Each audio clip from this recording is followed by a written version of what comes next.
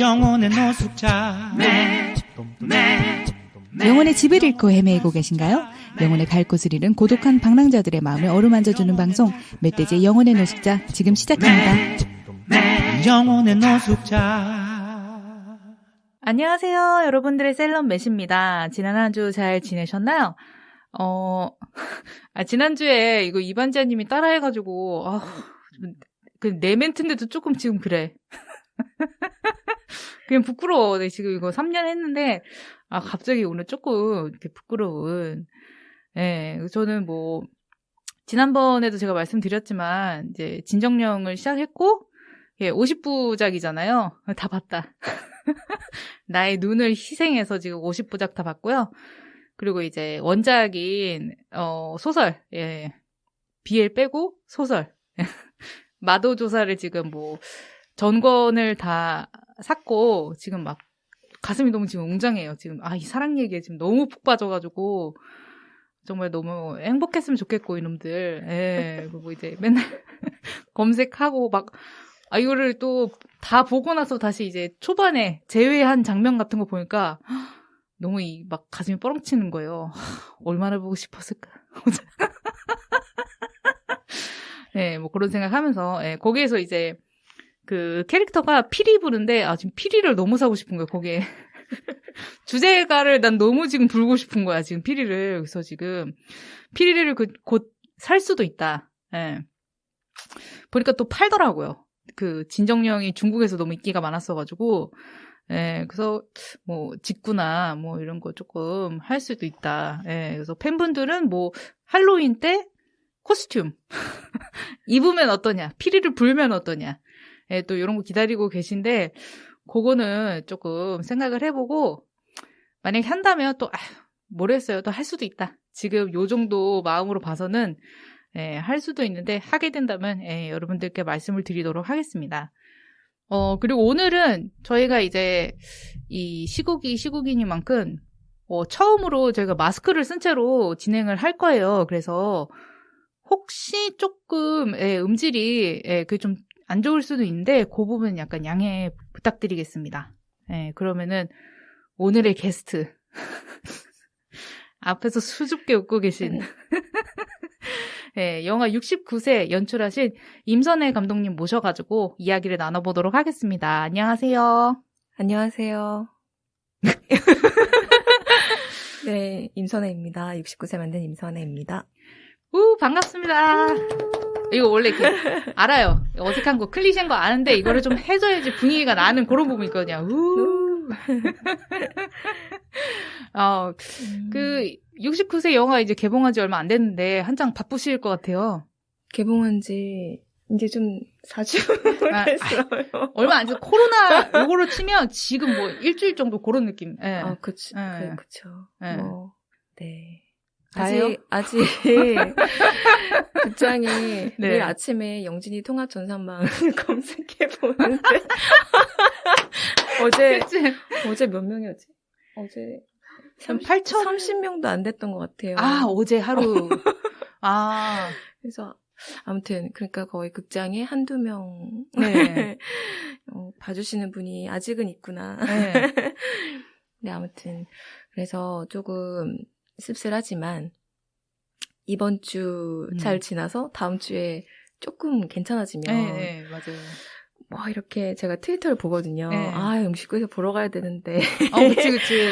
막 그렇게 걱정하시는 분들 다음 주에 걱정 없이 좀 가셨으면 좋겠다. 아직은 있으니까. 지금 웃으시는데 거의 눈에서 이제 피눈물이 흐르는 막 피가 보여요 지금.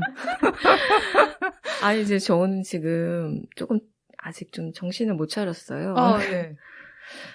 좀 성덕한 거라서. 너무 감사하게도 감독님께서 이 영노자 팬이라고 그러시는 거예요. 저는 사실 영노자 전부터. 독일 언니들부터. 그러니까 이게 저희 아는 지인 언니가 소개를 해줘가지고 서로 이렇게 뭐 들어? 이렇게 하면서 약간 뭐 듣는지 커밍아웃 한 적이 있었거든요. 취향께 떠봤구나. 또 자기 팟캐스트 뭐 듣는 리스트를 이렇게 좀 이렇게 밝히기 좀 어려운 거 몇 개 있거든요. 근데 밝히기 어려운 거 중에 지금 하나였구나. 그 언니는 그랬을 수도 있어요. 근데 아무튼 뭔가 이렇게 아주 시원스럽게 말하진 않았던 것 같아요. 그냥 뭐지? 근데 아무튼 되게 재밌다고 들어보라고. 그래서 들었는데 저 그날 완전 다 마스터. 아, 진짜요? 거의 이틀 만에 다 들은 것 같아요. 그 전에 이제 영노자 이미 하고 있을 때여가지고. 아, 진짜요? 네. 그러니까 영노자 나올 때 그 언니가 뒤늦게 저한테 그걸 알려준 거예요. 그래서 독일 언니들을 들어야 된다. 그러면은 이게 더 재밌을 거다. 그래서 다 듣고 그 이후에 이제 일로 넘어온 거죠. 너무 많이 밀려가지고 아무튼 그래도 계속 이제 들었고 중간에 영화 만들 때 조금 텀이 있었고 네. 근데 최근에 이제 여기 또 나와야 되니까 못 다 들은 거 좀 골라서 듣고 그러고 왔어요. 골라서 들었대 지금. 다 들을 수가 없어. 너무 많이 밀렸어. 지금 팬심이 약간 지금 떨어졌거든요. 아니 근데 솔직해야 되니까 그래도 여기서 뽀록날 수 있으니까.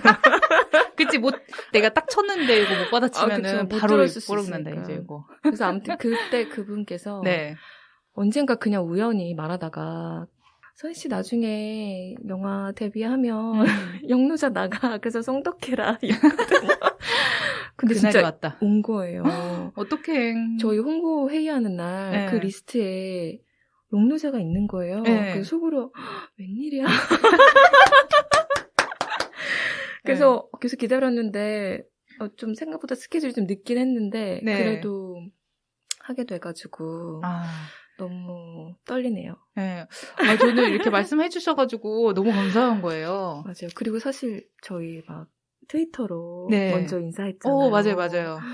저희 예수정 배우님 팬이신 것 같은데 저랑 같이 이렇게 태그해가지고 그때 맨님이 저한테 먼저 팔로잉 신청을 해주셨던 거예요. 네, 맞아요.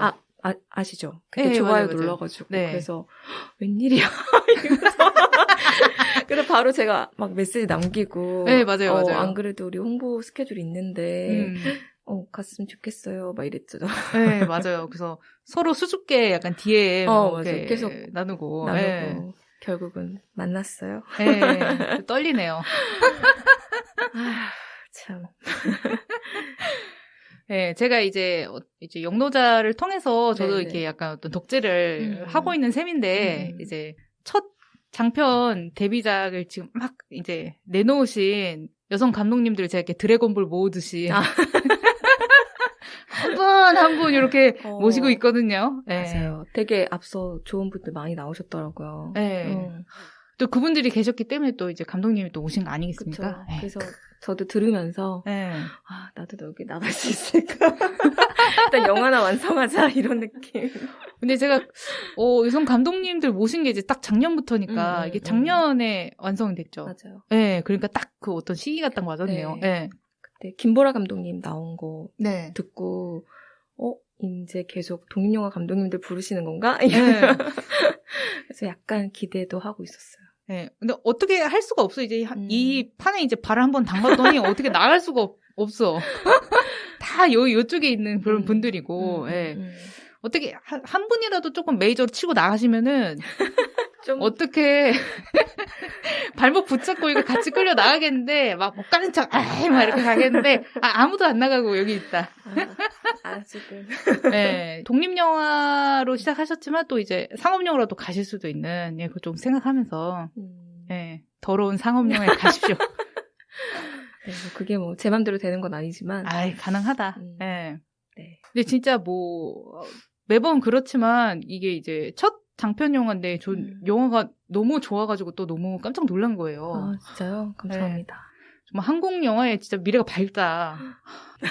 진짜 막 혼자 괜히 감탄하는 막 그런 거예요. 그래서 어떻게 이런 분들이 계속해서 막 나오시고 되게 많이 나오셨잖아요. 그래서 데뷔작 나왔으니까 이제 그다음 두 번째 작품들을 막 기다리는 시간들을 생각하니까 막 되게 기쁘더라고요.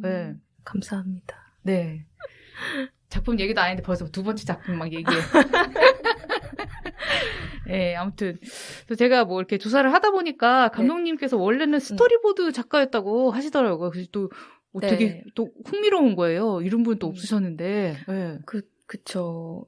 모지은 감독님이라고 그분도 스토리보드 조금 하셨던 걸로 알고 있는데 아무튼 데뷔하셨었고 그래서 그냥 아무튼 저는 근데 되게 웃긴 게 스토리보드 작가를 하기 전부터 원래 영화 감독을 하고 싶어서 아무것도 모를 때 그냥 학교 휴학 중에 네. 뛰어들었던 거예요. 그냥 현장에.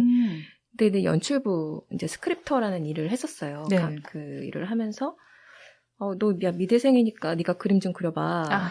이래서 재능 기부 좀 해라. 이런 거 있잖아요. 네. 미대생이니까 초상화 좀 그려줘. 막 이런 느낌. 네. 그래서 솔직히 말하면 그때 그림 너무 못 그려가지고 막 만화 이런 책 사서가지고 집에서 연습하고. 근데 그게 그런 건 처음 그려보니까. 그쵸. 저는. 네. 그래서 맨날 그냥 데생이나 그리던 애가 갑자기 사람 그리라니까. 그래서 연습도 했었는데 아무튼 그 일이 뭔지도 모르고 시작했다가 야 이거 되게 좋은 일인데? 그러니까 감독이랑 딱 붙어가지고 계속 그쵸. 연출 뭐 이런 그때야 뭐 당연히 제가 의견을 내기보다는 감독님이 이렇게 그려줘 저렇게 그려줘 뭐 또 그분께서는 약간 이제 좀 약간 학구파 느낌이어가지고 뭐 저한테 이렇게 콘티를 하자고 하다가도 가끔 선혜야 너 편집에 5가지 조건이 뭔 줄 알아? 약간 이런 식으로 영화 이렇게 가르쳐주는 분위기? 그래서 제가 이제 그때는 완전 그냥 초짜였으니까 그래서 뭔가 사람이 모를 때는 막 겁없이 뛰어드는데 뭔가 조금씩 알아갈 때부터 막 두려움이 생기잖아요. 그렇죠. 이거 근데 진짜 내가 할 일이 아닌데 어떻게 스크립터를 내가 지금 하고 있지 이런 느낌 되게 많이 들었었어요. 그래가지고 일단은 그때 이제 어쨌든 한 작품 끝내고 영화 개봉했고 그 영화는 오버 더 레인보우라는 작품이었어요. 네. 그러고 나서는 이제 아직 휴학 중이니까 이제 학교 다시 가야 되는데 뭔가 영화 일에는 발을 담그고 싶고 계속. 근데 스토리보드 일이 계속 들어오는 거예요. 제가 스크립터 한 경력이 얘가 단순히 그림만 그리는 애가 아니라 영화 메커니즘을 좀 안다고 생각하셨나 봐요. 잘 모르는데 그래도. 그래서 이제 일이 좀 많이 들어왔어요, 그때. 그러다 보니까, 이게 되게 연출 공부가 되는 일이기도 하고, 돈이 짧은 기간에 빨리 벌 수 있는 거예요. 그쵸. 그래서, 그래서 그런 돈 모으면 또 단편영화 찍고, 그러면서 약간 이제, 연출에 대한 꿈을 이제 좀 진심으로 꾸게 된 그 시간들이었던 것 같아요. 처음에는 그냥, 감독이 되고 싶다. 뭔가 영상 찍고 막 편집하고 이런 게 너무 재밌다. 이렇게 그냥 막연히 생각했다가 이건 그냥 내가 아무렇게나 하면 안 되는 거구나. 그렇게 점점 느끼면서 자연스럽게 스토리보드가 좀 도움되고 그러다가 보니까 시나리오도 너무 써보고 싶고 장편 시나리오를 그래서 이제 그것도 이제 좀 더 전문적으로 배우고 싶다 해서 뭐 학교에도 다시 가고 막 그런 좀 긴 시간들이 있었어요. 그러면서 이제 저 밑바닥에 이렇게 원래 연출이 꿈이었었지 이게 이렇게 있었는데 저도 그냥 저도 모르게 내가 할 수 있을까? 막 이렇게 좀 꿈을 좀 깎았던 것 같아요. 그냥 뭐 시나리오를 써야 되나 아니면 그냥 콘티를 계속 해야 되나 뭐 웹툰을 해볼까? 뭐 이런 생각도 했었는데 결국은 창작하는 거에 대한 되게 좀 욕망이 많았던 것 같고 그거를 결국 영화라는 플랫폼으로 딱 내보이고 싶은 게 결정적으로 이제 제가 진짜 희망하는 거더라고요. 그래서 하던 거나 잘 하자. 그걸 더 깊이 파자. 약간 이런 느낌으로 천천히 느리게 왔던 것 같아요. 근데 대학 진학은 미대로 가셨잖아요. 네네. 예, 근데 언제부터 영화 연출을 하고 싶다 생각하셨어요? 근데 그게 이제 순수 미술이 아니라 광고 멀티미디어 디자인과였어요. 그래서 이제 수업 중에 뭐 뮤직비디오 찍는 수업도 있고 막 그랬어요.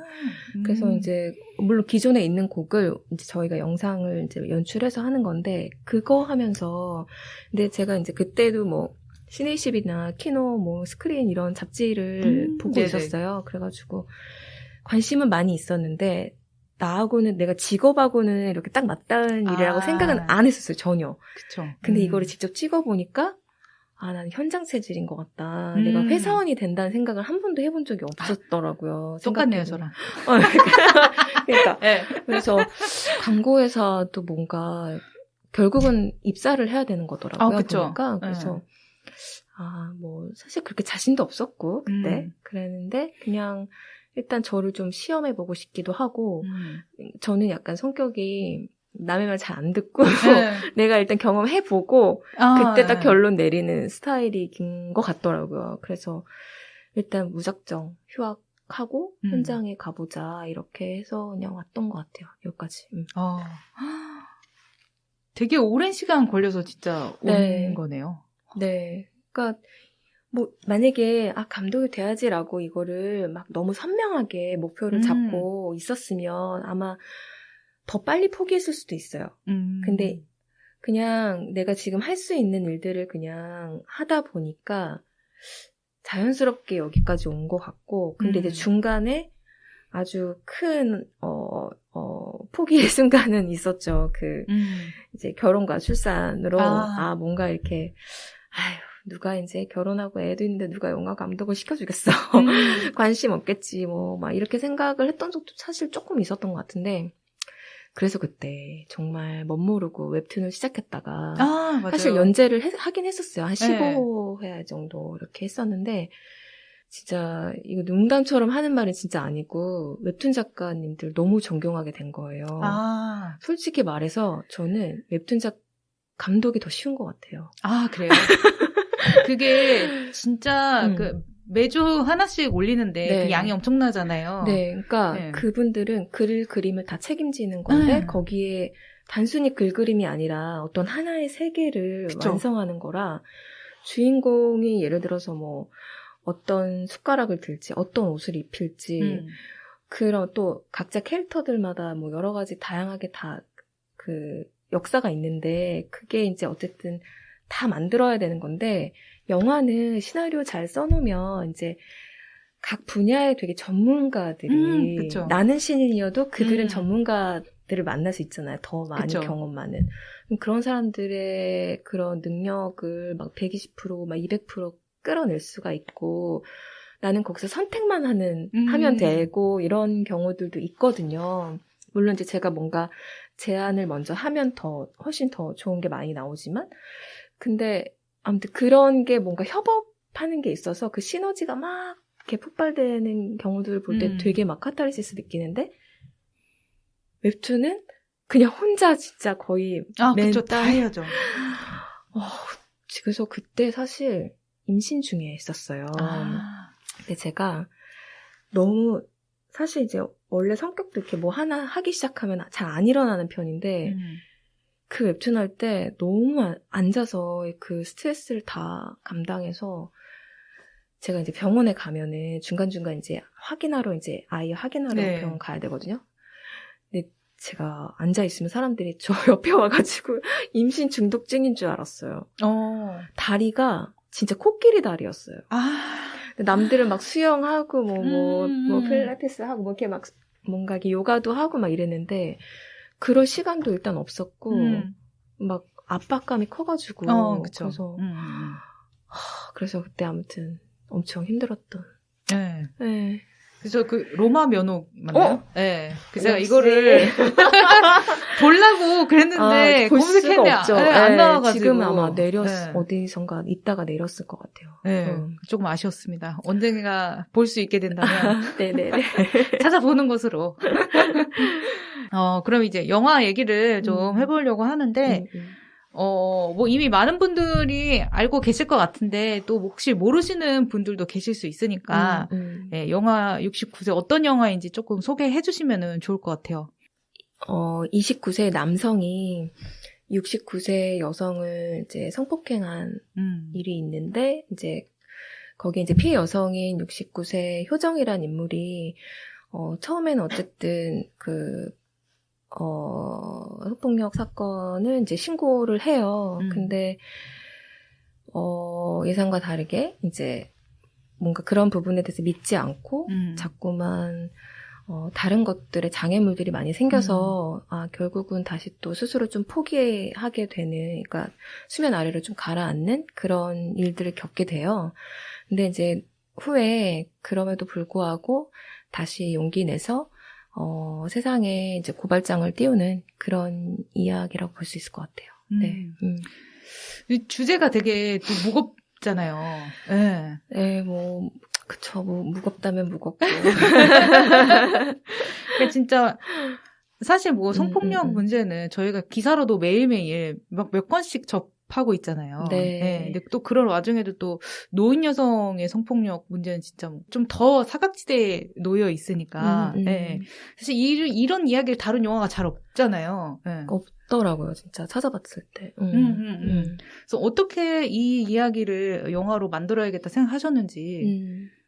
그러니까 뭐 많이 인터뷰에서 얘기했지만, 그러니까 우연히 그냥 제가 이제 뭐 기사 이렇게 사회면이나 이렇게 그런 것들을 좀 많이 스크랩을 해요. 그러니까 키워드 검색이나 이렇게 해서. 그래서 그러다가 우연히 이제 이 사건을 인용한 칼럼을 보게 된 거예요. 그 노인 여성 피해 사례를 다룬. 근데 거기에서 좀 약간 그러니까 좀 충격 비슷한 문장이 있었는데, 그러니까 우리 사회가 노인 여성을 무성적 존재로 보는 편견이 되려 가해자들이 노인 여성을 타깃으로 삼는 이유가 된다는 거예요.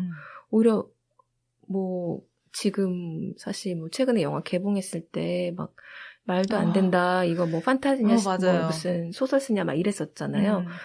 근데 오히려 가해자들이 그런 편견들을 이용해서 오히려 그 노인 피해 여성을 타겟으로 삼는다는 게 이유가 뭔가 했더니, 그러니까 잘 드러내지 않으려고 하고 어쨌든 신고를 해도 믿어주지 않는다는 거를 너무 잘하는 거예요. 그래서 그거를 그 약점을 이용한다는 게 너무 악하다는 생각을 해서 그때는 좀 약간 좀 분노가 치밀었었죠. 그래서 일단 스크랩 해놓고 한참 후에 이제 원래 쓰고 있던 시나리오가 있었는데 그게 좀 안 풀려가지고 내가 뭘 써놨었지? 제가 나름대로 시나리오 폴더를 이름명을 뭐 이렇게 진행 중, 저장 중, 감금 중 막 이런 거 있잖아요. 절대 이거 더 안 될 것 같아 이런 거.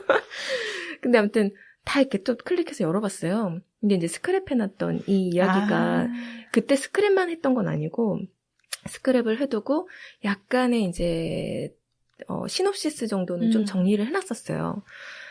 그래서 이거 보는데 이거 일단은 좀 들여다보기가 너무 힘들 만큼 왜냐하면 저도 살아오면서 이제 한국에서 여성을 살아오면서 여러 가지로 뭐 희롱, 어떤 작은 성폭력에 노출된 경험들이 좀 있어요. 그러니까 뭐 단편을 찍거나 장편을 찍거나 할 때 자신의 이야기를 좀 먼저 시작하는 경우들이 굉장히 많잖아요. 근데 단편은 저도 저의 경험으로 이렇게 시작해서 쓴 단편들이 좀 있는데, 뭔가 장편을 시작할 때는 뭔가 어떤 새로운 사건, 뭔가 재미난 캐릭터, 뭔가 이렇게 좀 전에 없던 무엇, 막 이런 거에 대한 좀 강박이 있어서, 이렇게 뭔가 이런 무거운 이야기로 시작하고 싶진 않았다는 좀 그런 솔직한 마음이 있었어요. 근데 이게 계속 마음에 자꾸 남고, 그래서, 그냥 내가 한 번은 부딪혀야 되는 건가? 그러니까 왜냐면 저도 여러 가지 그 사건 때문만은 아니고, 뭔가 좀 이렇게 앙금, 뭔가 울분 같은 게 좀 있어요. 특히 미투 이후에, 제가 언젠가 페이스북에도 쓴 것 같은데, 만약에 지금에 와서 내가 단 한 사람만 미투를 해야 된다면, 저는 초등학교 때 저한테 성희롱적 발언을 한 학교 선생님을 하고 싶다라고 썼었어요. 제 페이스북에. 그 이유가 그는 어쨌든 저한테만 그러진 않았을 거란 말이에요. 그러니까 그 어떤 문장을 봤는데 단 한 번의 우연한 가해는 없다. 그래서 저는 그 사람은 아마 저 전부터 그 이후에도 계속 약간 2차 성징이 좀 빨리 온 친구들에게 이런 말들을 했을 것 같은 거예요. 뭔가 성희롱적 발언들을. 그러니까 그게 가장 뭔가 미투하고 싶은 마음이 들었었어요. 그때 당시에. 근데 아무튼 그런 것들을 좀 뭔가, 그리고 제가 성인이 됐는데도 지금은 유연하게 뭔가 대처할 수가 있고, 나는 더 네가 나한테 그렇게 말했어? 그럼 나는 쫄지 않고 더 받아칠 거야. 약간 이런 그쵸. 식으로 대응한 경우도 분명 있고, 그냥 분위기가 나빠질까봐 그냥 넘어간 적도 있고, 뭐 많이 있었어요, 사실은. 그냥 뭔가 부딪혀보자. 약간 이런 마음 있고, 그리고 또 하나는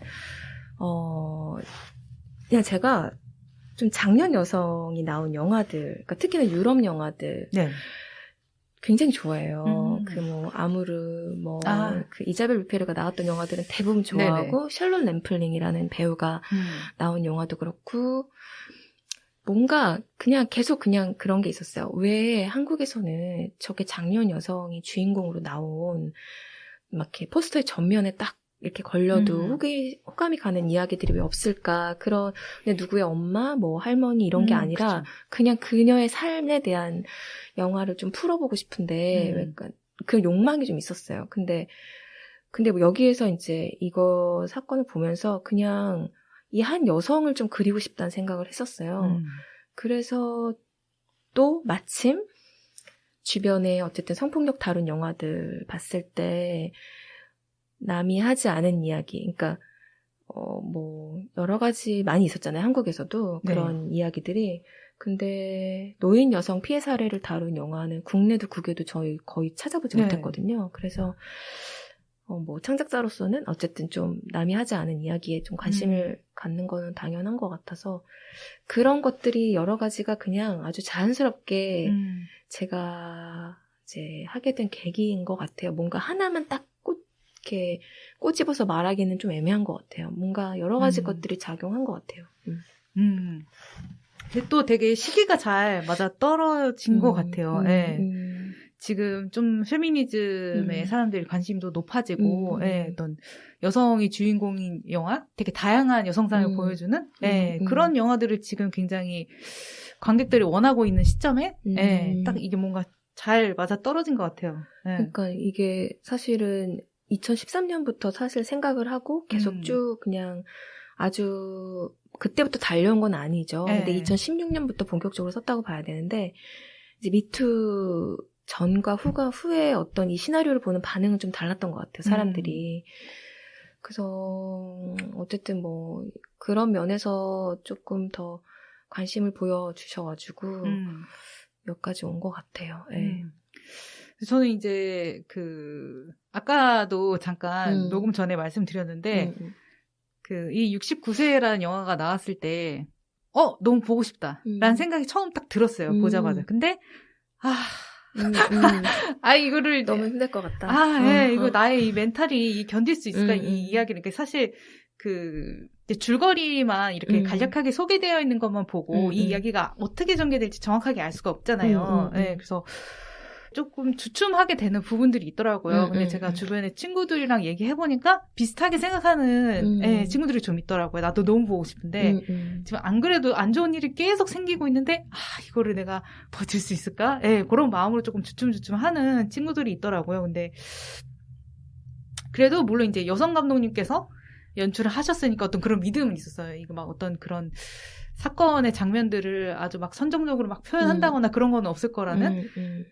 근데 이제 그럼에도 불구하고 어쨌든 이 영화 안에서 성폭력 장면이 어떻게든 연출이 될 텐데 그걸 이제 간접적으로 보는 것도 사실 좀 고통이잖아요. 그쵸. 그래가지고 되게 걱정을 많이 했는데 이제 처음에 시작하는 부분에 바로 이제 그 장면이 나오는데 아예 아무것도 비춰지지 않고 깜깜한 화면에 이제 주인공인 효정이랑 그다음에 그 가해자인 간호조무사인 그 남성하고 대화하는 부분이 그냥 목소리만 나오는데 그 목소리만으로도 이 긴장감이 충분히 전달이 되는 거예요. 이 효정이 그 남자가 젊은 남자가 어떤 뭐 다리가 예쁘시네요. 막 이런 식으로 뭔가 아가씨 같다 막 이런 식으로 희롱하는데 그거를 어떻게 해도 조금 그냥 막 적당히 웃으면서 나는 뭐 나이 많은 뭐 여성이니까 뭐 약간 유연하게 이렇게 밀어내고 있죠.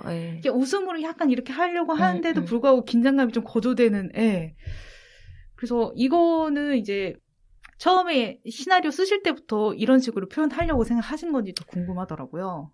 네, 그거는 시나리오 때부터 아예 블랙 화면 이렇게 돼서 대사만 쭉 있었어요. 근데 이게 왜 그렇게 했느냐, 뭐 이런 이제 질문들 주세요. 그러면은 그게 아주 저한테서는 되게 자연스럽게 그 장면을 좀 떠올렸던 게, 그러니까 이게 사실 또 그 장면이 성폭행을 당하는 장면은 아니잖아요. 네, 당하기 그렇죠. 직전에 어떤 전조를 보여주는 거라서 근데 그런 전조의 어떤 느낌, 분위기를 저도 약간 다른 어떤 상황에서 좀 경험한 적이 있었어요.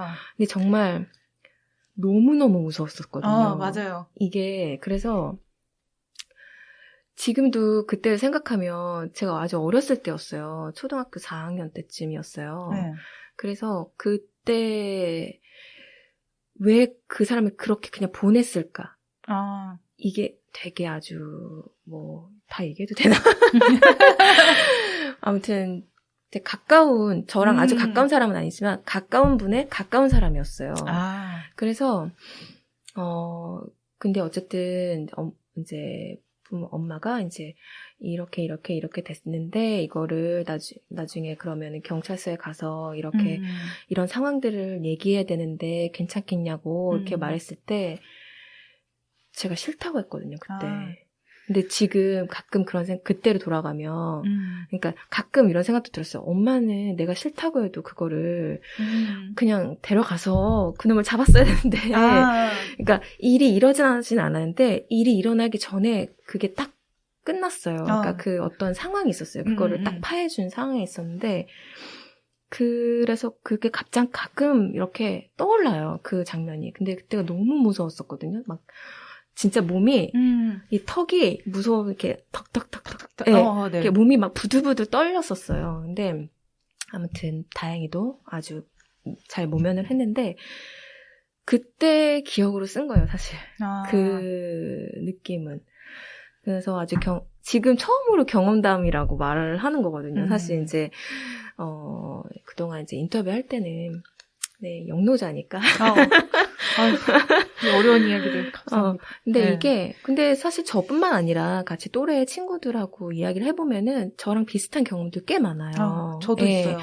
그러니까 그것인지 아닌지 모르게 이렇게 막 넘어오는 순간들. 그래서 그 공포와 불안을 느끼게 해주고 싶었고, 관객들이 체험을 하게 해주고 싶었어요. 왜냐하면 그런 경험이 없는 사람도 분명 있고, 이게 단순히 그 성폭행이 당했다라는 그 팩트만 중요한 게 아니라 그 이전부터 이 사람이 겪었을 그 고통, 그리고 그 이후에 거기서 오는 트라우마들이 얼마나 이 사람의 일상을 무너뜨리는지가 되게 중요했기 때문에 제가 그런 경험자로서는 이 시나리오의 이런 내용들이 나는 기존의 영화들하고는 달리 표현할 거야. 막 이렇게 뭔가 자기적으로 막 구조를 짠 게 아니라 저의 어떤 경험이 아주 잘 천천히 다 녹아져 있는 내용들인 거예요. 어떻게 보면은.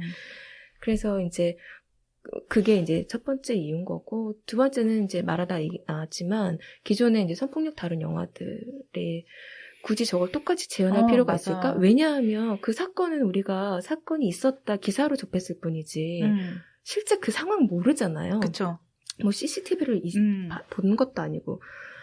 근데 그거를 왜 굳이 연출을 그렇게 해서 어떤 하나의 혹시 누군가는 A라고 의도를 했지만 A-B, C로 뭔가 잘못 해석할 수도 있는 여지들이 분명 있는데 그 불편함을 관객이 똑같이 보는 게 어떤 감흥이 있을까? 어떤 재미가 있는 거지? 이런 생각이 들더라고요, 많이. 왜냐면 되게 불편하기만 하니까. 너무 힘들기만 하니까.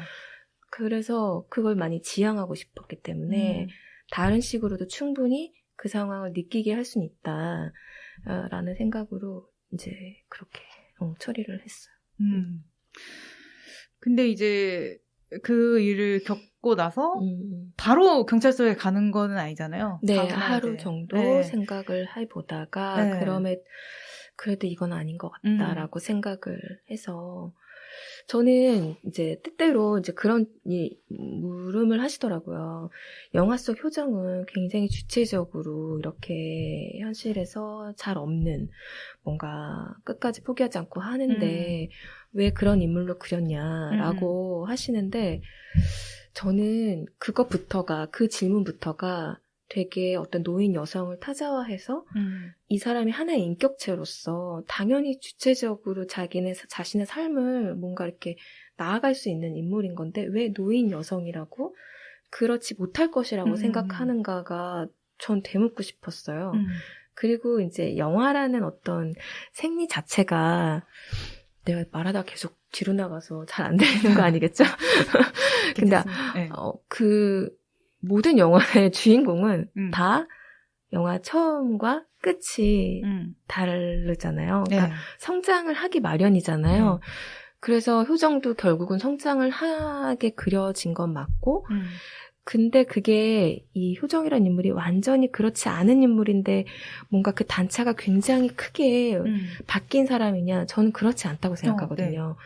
원래 이제 뭐 이렇게 말하면 우습지만 그런 유전자가 이미 있는 사람이라고 생각해요. 왜냐하면 지금 69세 동안 홀로 살아온 인물로 지금 그려지고 있는데 그 내막을 전혀 그러니까 뭔가 구체적으로 막 다 드러내진 않지만 은근히 느껴지긴 하고 있다고 생각을 하거든요, 저는.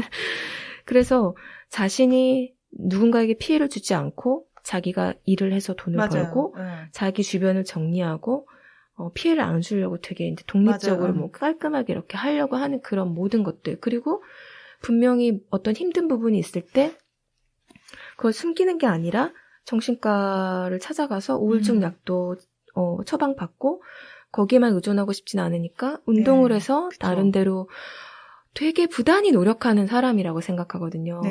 그런 와중에 또 이런 이중호 같은 사건을 겪게 된 거고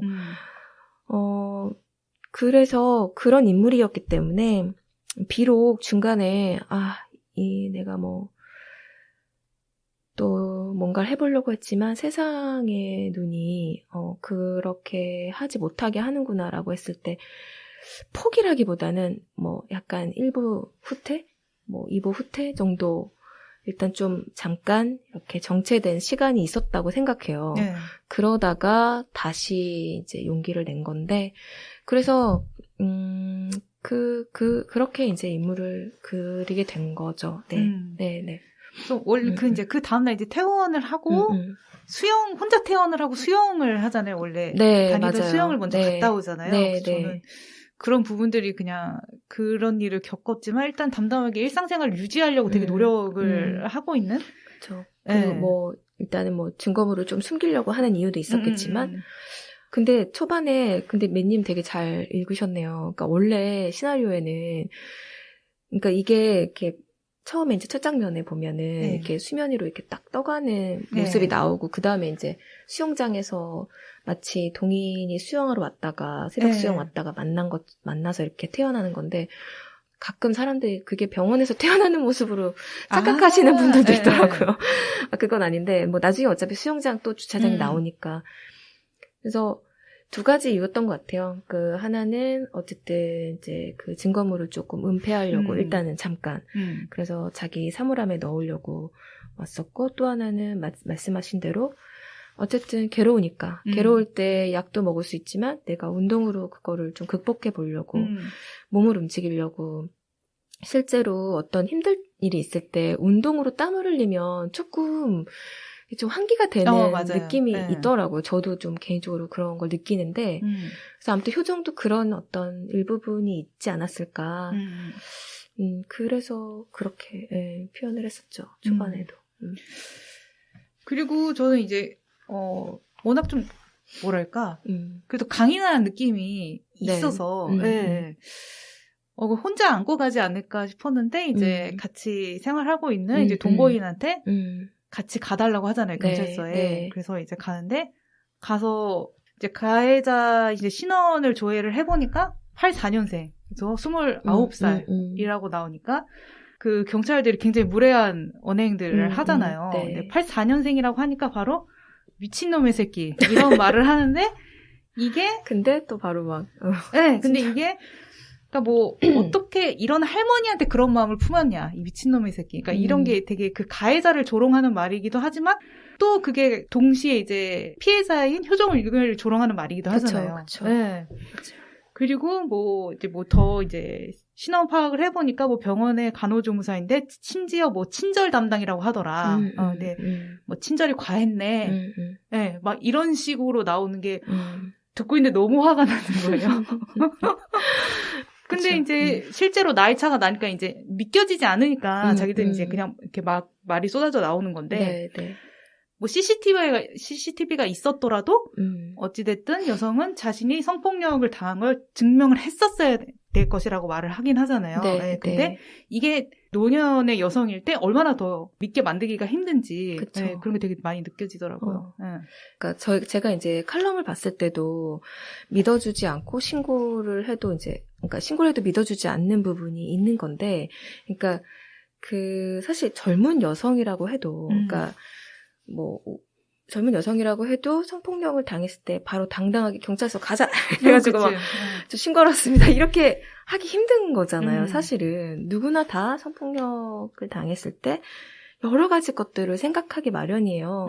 그리고 젊은 여성이라고 해서 또 그 노인 여성을 무성적으로 보던 그런 어떤 막 그런 시선들, 그런 막 어떤 혐오의 말들이 젊은 여성이라고 해서 없지 않더라고요. 그러니까 뭐 마치 성폭력은 뭔가 아름답고 뭔가 섹슈얼하고 뭔가 이렇게 여성성이 있는, 그러니까 뭔가 성적 대상으로 뭔가 어떤 딱 그 커트라인이 돼야지만 이루어지는 것처럼. 근데 그래서 성폭력 피해자 여성분이 만약에 그들의 눈에, 남성들의 눈에, 뭐, 뭔가 그런 사람이 아니다라고 어떤 자기들이 만들어 놓은 기준에서 만약에 그렇다면 또 그걸 가지고 되게 혐오를 하잖아요. 야, 왜 미친놈아, 왜 그래. 뭐 이런 여러 가지 똑같거든요. 네. 근데 거기에 노인 여성은 하나가 더 있는 거잖아요. 그쵸.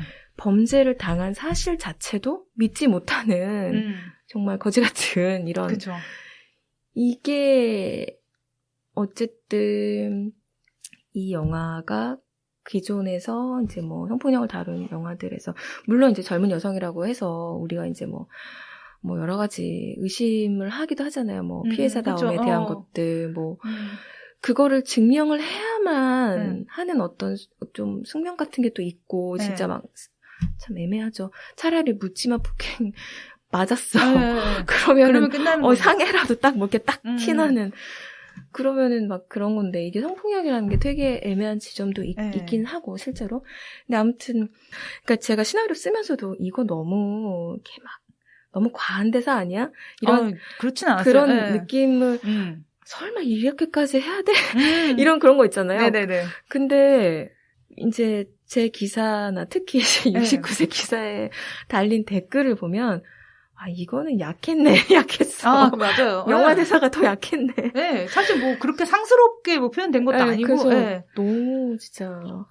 근데 저는 되게 마음이 아팠던 게, 그러니까 진술을 했을 때, 피해자가 진술을 했을 때, 당시에 막 정확하게 기억을 못하는 부분 같은 것들이 있잖아요. 네. 네, 왜냐면 사실 그건 되게 자연스러운 건데, 왜냐면 너무 큰 일을 겪은 후고, 막 맞아요. 어떤 그 상황들을 세세하게 기억할 만한 그런 정신 상태가 아니었을 거 아니에요. 근데도 그러다가 나중에 몰랐다고 했던 게 다시 생각난다던가 했을 때 이게 진술이 번복된다고 하면 이제 진술의 신빙성이 떨어지는 거죠. 근데 이제 그런 거를 갖다가 나이가 있다 보니까 이제 치매가 아니냐 막 이런 의심을 받게 되는 게. 근데 본인조차도 그 의심에서 자유롭지는 못하잖아요. 그러니까 그런 피해 여성들이 주로 어쨌든 그 이후에 그런 지점들, 그런 시점, 그런 어떤 막 말이나 어떤 시선들이나 이런 것들이 결국은 피해자가 스스로 계속 뭔가 수치심을 자꾸만 갖게 하는 그런 분위기들이 오히려 더 성폭력 이후에 더 힘들어지는 경우들 되게 이제 뭐 여러 가지 사회 이제 기사나 이런 걸로 많이 접하게 됐잖아요. 그런 거 보면서 진짜 그러니까 69세 특히 효정이라면 지금 또 다른 이제 프레임이 있듯이 그러니까 그런 생각이 들었어요. 그 치매라는 이제 설정을 좀 이제 설정이라면 설정이고 이제 왜 거기에 이렇게 약간 기억에 혼선이 있는 부분을 왜 꼭 치매로 그쵸. 그러니까 이렇게 과할 수는 있는데, 근데 이게 되게 아주 일반적인 반응들이니까, 왜냐하면 제가 사실 이것도 또 경험에 의한 어떤 죄책감에서 온 건데, 아버지가 몇 년 전이에요. 좀 오래됐는데, 집에 이제 엄마가 아빠 이제 뭐 건강검진을 받았는데 거기에 뭐 이렇게 혈액성 뭐 치매 뭐 몇 퍼센테이지가 뭐 이렇게 있더라고요. 근데 그게 심각한 게 아니라 원래 그 나이쯤 되면은 뭐 이렇게 조금씩 이제 그런 게 좀 있나 봐요. 그래서 그걸 봤던 기억이 이제 있었던 건데 어느 날 아빠랑 이제 뭐 얘기를 하다가 아빠랑 그때 어디 산에 갔었잖아. 청계산 갔었잖아. 막 했더니 난 청계산 간 적이 없는데? 그러는 거예요. 네. 그래서 아니 갔었잖아 이러면서 내가 막 설명을 엄청 했어요. 그래서 답답하다는 듯이 했더니 간 적이 없었대요. 근데 제 주장이 너무 강하니까 아빠가 어느 순간 말하다가 그냥 말았어요. 근데 저는 아빠가 그때 옛날에 내가 그 건강검진 봤을 때 치매 그거 자주 깜빡깜빡 하나 보다. 막 그래서 그런가 보다. 그냥 당연히 제 주장이 맞다고 생각했어요. 근데 어느 날 사진첩 그 정리하는데 사진이 있는 아빠랑 같이 뭐 올라간 사진들이 이렇게 보이는데 청계산이 아니라 남한산성인 거예요. 아빠는 남한산성이라 그랬는데 전 청계산이라 그랬거든요. 어떡해. 정말 이렇게 뒤가 이렇게 쫙 이렇게 올라오면서 막 땀이 나고 막 너무 죄송한 거예요. 아빠한테 바로 전화해서 아빠 진짜 너무 죄송해요 그때. 그래서 이것도 자연스럽게 이 설정이 들어갔어요. 그러면서 제가 느낀 건 뭐냐면은 그러면 효정은 결국 이제 스카프로 이제 딱 그때 기억이 잠깐 떠오르잖아요. 그치만 내가 비록 병원 추천해준 것도 송미자라고 했지만 사실은 수간호사였고 기억 못한 거 그래 내 실수야. 그치만 내가 그를 그때 마트에서 봤지만 그건 내가 기억 못한 건 내가 못했지만 내가 그때 성폭력을 당했을 때 내 기분은 내가 기억하잖아요. 그러니까 저는 이제 그거는 사실 영화적으로 어떻게 설명할 수는 없어요. 근데 그 스카프를 딱 받아서 이렇게 팽 하고 돌아서 가는 그 효정의 표정으로 그래도 난 나 스스로에게 결백해라고 하는 표정을 선생님이 또 마침 지어주셔가지고 그것밖에는 도리가 없으니까 어떻게 할 방법이 그랬던 것 같아요. 그거는. 그 저는 되게 어떤 노인의 존재라고 해야 될까? 그러니까 그런 거에 되게 많이 느낀 게 아무도 효정을 이름을 부르질 않잖아요. 네. 네. 그러니까 이름이 한참 안 나오지 않았나요? 네. 시작하고 네. 한 50분 됐나? 네. 아마 동인이 심효정 씨라고요. 네. 그 몇 년생인데요. 뭐 이러면서 그때 아마 처음 나오고 그리고 되게 맞아요. 지금 되게 잘 얘기해 주셨는데 원래 시나리오에 이제 처음에 이제 고소하러 갔을 때 어쨌든 뭐 고소하러 가서도 바로 고소하는 게 아니라 뭐 한참 기다렸다가 뭐 맞아요. 여러 가지 지적도 당했다가 이렇게 쓰게 되잖아요. 그 강간 예시를 보면서 쓸 때 콘티에는 그때 이제 처음으로 효정의 이름을 딱 등장시키고 싶었었어요. 거기에 이제 고소인, 심효정 이렇게 쓰는 클로즈업을 콘티에는 그렸었어요.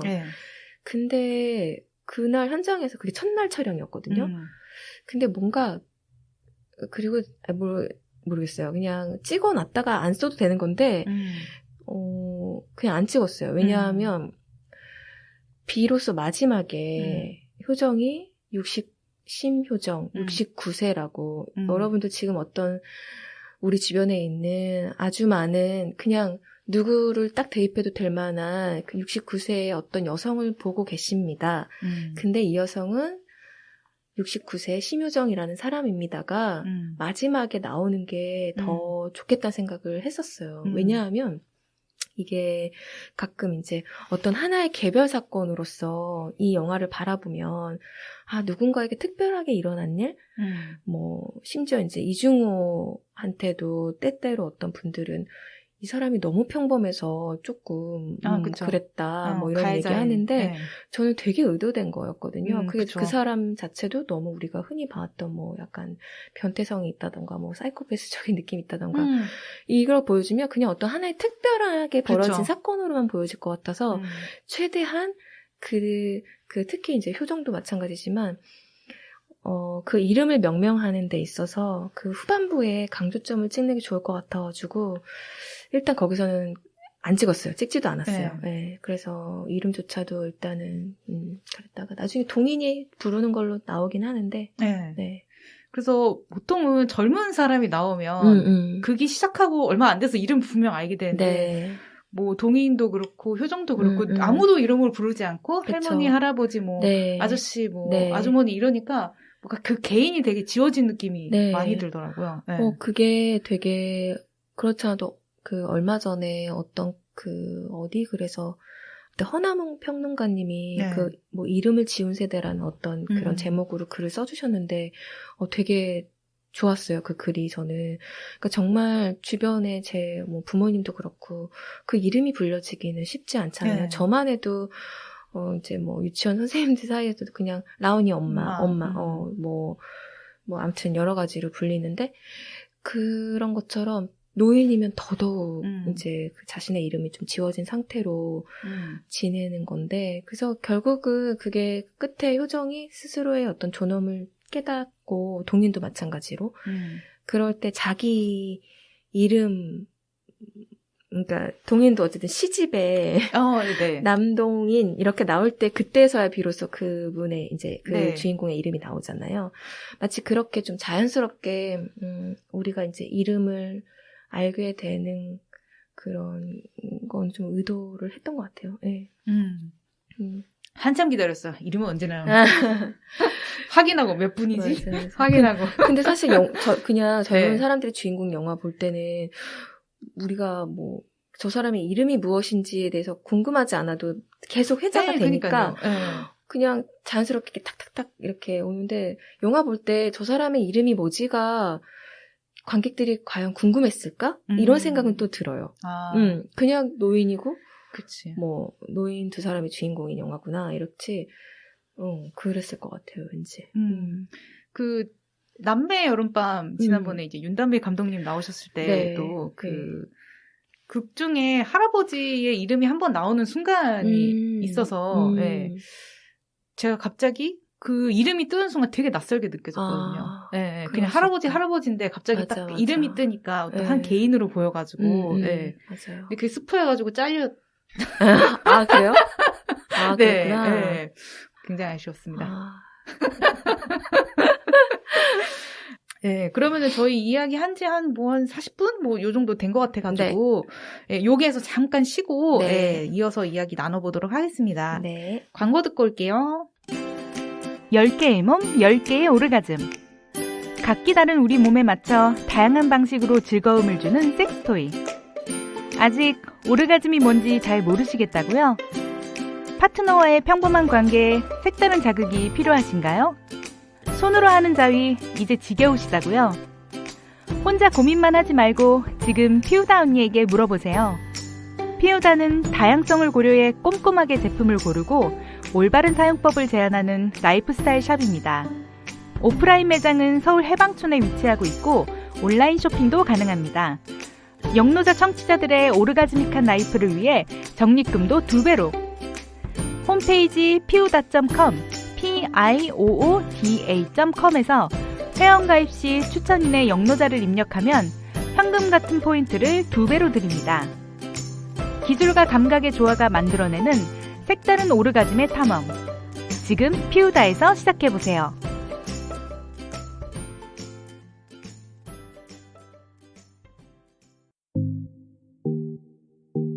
혼술하러 갔는데 괜히 뻘쭘해져 쪼그라든 적이 있나요? 술에 취해 보내는 폭력적 시선과 언어에 상처받았던 적이 있나요? 여성이어서, 퀴어여서, 술 마시고 수다 떨 때조차 눈치 봤었던 적이 있나요? 이제 망설이지 말고 여기 이곳 성미산 알루로 오세요. 퇴근 후엔 괜히 집에서 우울해지기보다 혼술하러 편히 나올 수 있는 그곳. 혼자 가도 편하고 마음만 먹으면 누구와도 친구가 될 수 있는 그곳. 맥주 한 잔에 당신의 힘들었던 하루를 위로받을 수 있는 그곳. 영혼이 취하는 동네 술집. 해방의 아지트 성미산 알루. 퇴근 후 혼술이 스트레스를 날려버리는 만취가 소중한 사람과의 솔직한 대화가 땡기는 그 밤. 성미산 알루에서 만나요.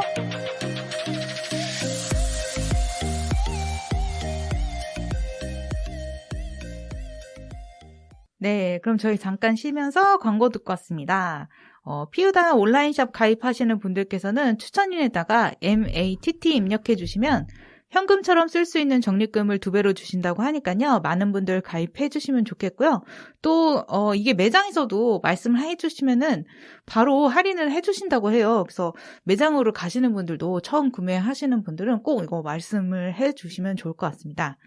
그리고 피우다가 최근에 유튜브 채널을 개설을 했어요. 그래서 유튜브에서 피우다 언니로 검색하셔서 구독과 좋아요 눌러주시면 감사하겠습니다. 그리고 이제 성미산 알루. 네, 성미산 알루는 마포구 성산동에 위치하고 있는데요. 인스타그램에서 성미산 알루 검색하시면 음식 사진과 운영 시간도 다 알 수가 있어요. 그래서 많은 분들 팔로우 해주시면 좋을 것 같고요. 또 최근에는 포장도 가능하다고 하시니까요. 많이들 찾아주시면 좋을 것 같습니다. 갑자기 지난주에 되게 광고가 많은 것 같았는데 지금 싹 빠지고 또 그래요? 지금 또 2개밖에 안 남았거든요. 또 다시 위기다. 여러분들 무엇을 하셔야 되냐? 광고를 주셔야 된다. 그래서 광고를 주실 분들은 저의 이메일 주소 homelesssoul2017@gmail.com으로 연락을 주시면 제가 친절히 안내를 해드리도록 하겠습니다. 그리고 아닙니다. 이건 나중에 얘기하겠습니다. 마지막에 얘기할 거야. 그럼 이제 이어서 영화 이야기를 해보도록 할 텐데요. 예수정 배우님의 캐스팅 이야기, 이 시나리오 단계에서부터 섭외 영순이셨다고. 근데 진짜 이렇게 어떻게 탁 된 거잖아요. 네, 캐스팅이. 네. 너무 기쁘셨을 것 같아요. 그쵸, 그러니까, 사실 이제 독립영화니까 이제 준비할 때 이제, 이거 아주 본격적으로 시작하기 전에는 이게 어느 정도의 버짓의 영화가 될지 모를 때는 좀 더 다양하게 생각했을 수도 있어요. 근데 왜냐하면 그 상업영화에서 60대 여주인공을 하시는 배우님들이 좀 정해져 있잖아요. 그렇죠. 근데 그 영화, 그분들이 이제 출연했던 영화들이나 아니면 그런 것들은 이제 이야기 자체가 이제 완전 좀 사이즈가 다르고, 그리고 이게 너무 좀 무거운 주제일 수도 있고, 좀 어려운 이야기니까, 너무 힘들겠다라는 생각을 일단 하긴 했었어요, 처음부터. 근데 제가 이 영화를, 그냥 내 맘대로 내가 하고 싶은 대로 하고 싶어. 나 그냥 독립영화로 갈 거야. 라고 딱 선언을 한 순간부터는 그냥 예수정 선생님만 딱 생각을 했어요. 그러니까 그것도 너무 웃기죠? 예수정 선생님은 이걸 왠지 봐줄 것 같은 뭔가 그런 묘한, 어떤 희망 같은 게 있었어요. 왜냐하면 선생님은 기존에 이제 독립영화들도 많이 출연하셨고, 그리고 드라마 신스틸러로도 되게 그러니까 인상 깊은 작품들이 꽤 많아서, 그러니까 뭔가 그냥 작품이 좋고, 뭔가 선생님이 호기심이 가는 어떤 캐릭터라면, 왠지 선생님은 그냥 작품으로만 딱 이렇게 봐주시지 않을까. 다른 거 다 생각하지 않고 그냥 막연한, 전 전혀 알지 못하지만 그분을. 그래서 일단 보냈는데 답이 늦게 오지도 않았어요. 좀 빨리 왔어요. 그래서 선생님 만나고 싶다고 했다. 선생님 회사 소속사에서 연락이 왔는데, 그래서 저는 이제 만나면 되는 건가 이런 생각을 해서 그냥 아주 정말 해맑게 나갔었죠. 근데 그때 저랑 선생님이랑 딱 대화를 나누고, 이쪽 이제 PD님이랑 소속사 이제 거기 대표님이셨나? 그렇게 같이 얘기 나누고 따로따로 이렇게 이제 얘기할 게 다르니까. 그쪽은 또 금액도 조율해야 되고. 그쵸. 근데 이제 딱 끝나고 저는 이제 당연히 선생님하고 이제 하기로. 그러니까 처음에는 선생님이 이런 걸 쓴 애가 대체 누군지 만나보고 싶었다. 그래서 얘기 나누다 보니까 아무래도 선생님은 좋게 봤는데, 이제 이 안에 면면들이 이제 60대는 이렇게 말 안 해요. 약간 이런 것들 있잖아요. 일단은 어제도 어떤 인터뷰 하시다 옆에서 이제 또 그런 질문이 있었는데 선생님이 내가 이거 쳐내라고 하는 건 그러니까 주로 그런 말을 많이 하셨다고. 그러니까 선생님 말이 너무 긴 거 싫어한다고.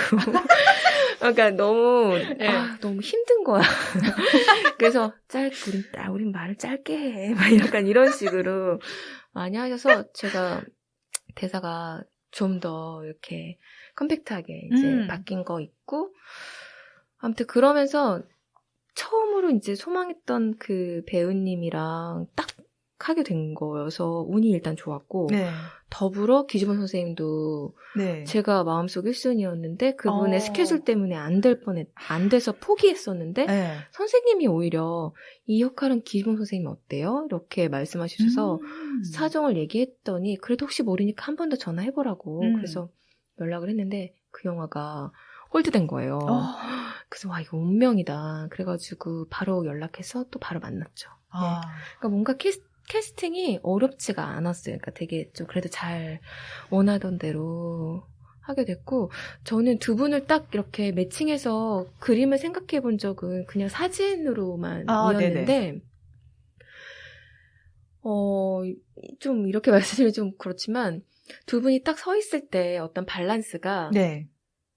영화에서 제가 시나리오 쓸 때 밸런스보다도 훨씬 좋더라고요. 네. 뭔가 왠지 더 효정이 이렇게 좀 더 약간 이렇게 좀 더 꼿꼿하고 뭔가 이렇게 좀 이렇게 더 이렇게 길고 이런 느낌이고 동인이 상대적으로 조금 더 이렇게 왜소해 보이고 이렇게 뭔가 이렇게 목발을 집을 때도 그게 더 치근하게 느껴지고 뭔가 이게 뭔가 뭐 웃으면 안 되겠지만 그냥 뭔가 그런 좀 느낌이 더 잘 살았던 것 같아요. 두 분의 어떤 외형적인 것도. 두 분의 케미가 되게 좋았던 것 같아요. 그리고 저는 되게 어떻게 보면 좀 생소하게 느껴졌던 부분이 얘기가 진행되는 걸 보니까 둘은 부부는 아니고 그냥 함께 생활을 하고 있는 어떤 반려자라고 해야 될까? 네.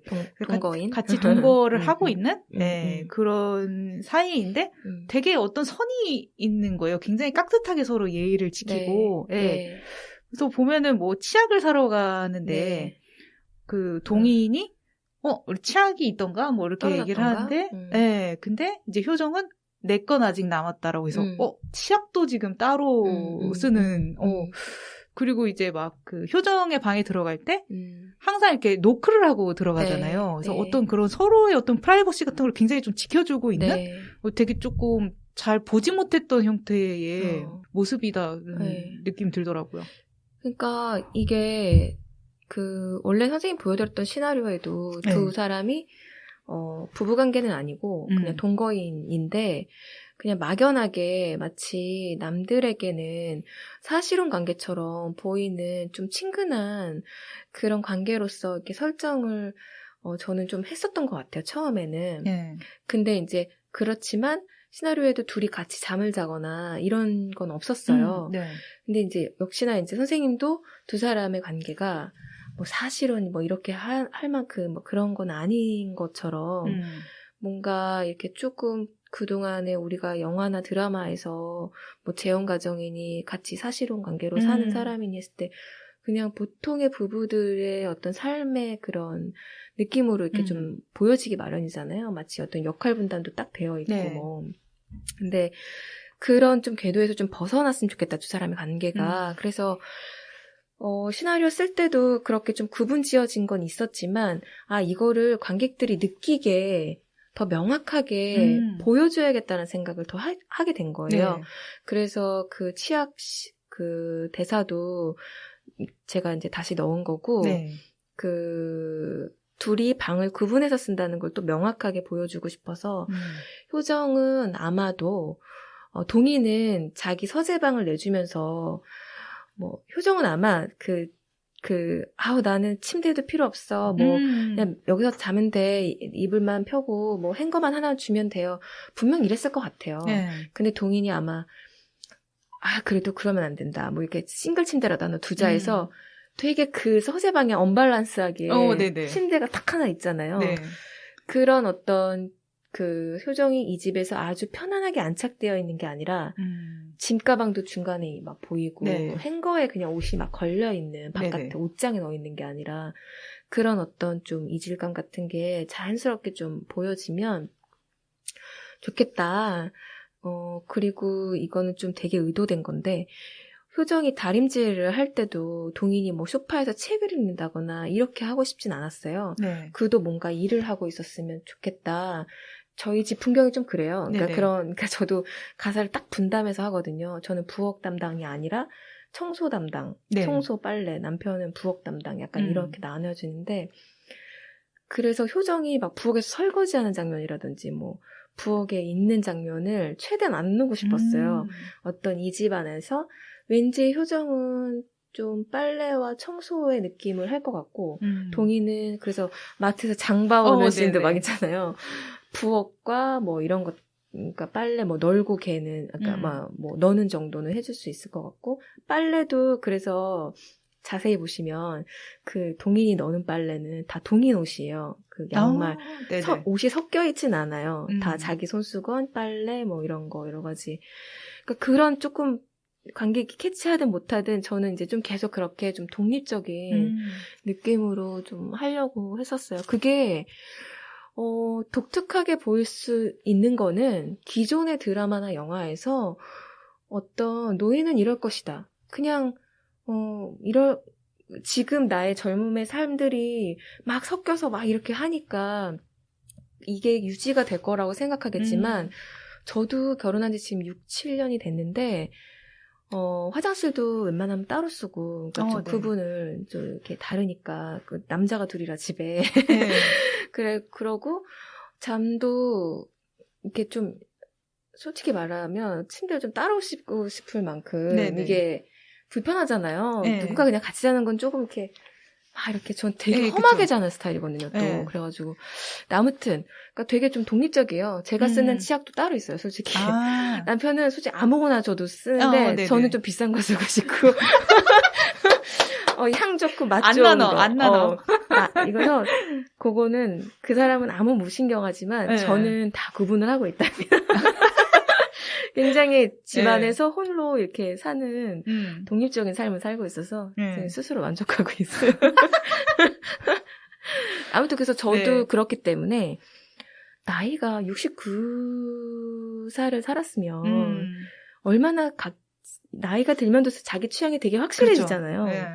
그러니까 두 사람의 삶도 당연히 그럴 것이다. 그리고 그거를 효정은, 그러니까, 누울 곳에 발 뻗었다고 생각해요. 그러니까, 동인이 그럴 만한 사람이고, 그렇게 자신을 존중해주고 예의 바른 사람이기 때문에 그 집에 와서 사는 거지, 그렇지 않았으면 오지 않았을 거고, 네. 그래서 두 사람은 당연히 그런 관계가 되게 저한테는 좀 자연스럽게, 느껴졌어요. 네. 그런 부분이 되게 색달라가지고 되게 좋았어요. 되게 인상적이었어요. 그런 부분이. 네. 네. 그리고, 나이를 또 이제 69세로 한 이유가 또 좀 궁금해졌거든요. 네. 근데 이 얘기 하기 전에 네. 좀 약간 궁금한 게 집을 찍을 때 집이 항상 되게 어두워가지고 네, 그래서 왜 집이 이렇게 어두울까 생각했거든요. 일단 그 집이 근데 제가 생각을 해보면 어렸을 때 이렇게 할머니 할아버지 집에 가면 그렇게 불을 안 켜세요. 저도 갑자기 지금 할머니 집 생각했는데 어두운 거야. 전기세 나간다고 그렇게 불을 안 켜시고. 네네. 그리고 제가 잠깐 대학 초반쯤이었나? 아무튼 할머니 집에서 잠깐 산 적이 있었는데 따라다니시면서 불을 끄시더라고요. 그치. 그리고 막 이렇게 아무튼 그런데 그런 것 때문에 솔직히 아닌데 네. 일단 저희 뭐 영화의 톤 앤 매너가 좀 그런 식으로 잡혔긴 했는데 그 컨팅된 집이 되게 마음에 들었었는데 거기가 이렇게 월넛 색깔이었어요. 벽이나 가구들이. 그래서 제가 좀 원하는 저희 또 미술 컨셉하고도 잘 맞는 동이는 약간 브라운 그쪽이고 효정은 블루였거든요. 그래서 그 분위기가 좀 보이다 보니까 뭐 자연스럽게 좀 벽도 다 이제 좀 다운되어 있고 그래서 전체적으로 그런 분위기 때문에 그런 거 아닌가? 일부러 막 어둡게 해야지 이렇게 하지는 않았어요. 만약에 근데 그러더라고요. 이게 상영관마다 유독 어둡게, 그러니까 상영 시스템이 좀 다르다는 걸 알았어요, 이번에. 색보정 하시는 실장님께서, 대표님께서 몇 번 이렇게 체크를 하셨는데, 인디스페이스, 거기가 좋다고 하더라고요. 밝기가. 갑자기 인디스페이스 추천. 그래서 몇몇 어딘가가 되게 어둡게 조금 나온다고.